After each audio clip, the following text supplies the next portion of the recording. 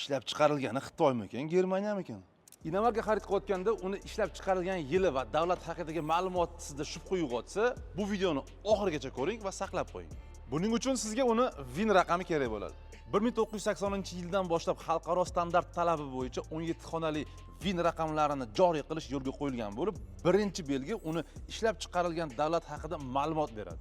Ya'ni xohlagan avtomobilingizni VIN raqamini topib, undagi birinchi xonadagi ma'lumot bo'yicha uni qaysi davlatda ishlab chiqarilganini bilishingiz mumkin. Ekraningizdagi jadvalda esa o'sha davlatlarning ro'yxatini ko'rishingiz mumkin. Okey, ekrandagi jadvalni skrinshot qilishdan oldin podpiska tugmasini bitta bosib qo'yasiz, chunki siz bilan hali ko'p mavzularda didorlashishimiz kerak bo'ladi. Alloh rozi bo'lsin. VIN raqamining 10-xonasi bo'lsa, uni ishlab chiqarilgan yili haqida ma'lumotni beradi. Ekraningizda bo'lsa 80-yildan 30-yilgacha bo'lgan ma'lumotlarni yig'ib qo'yinman akasi.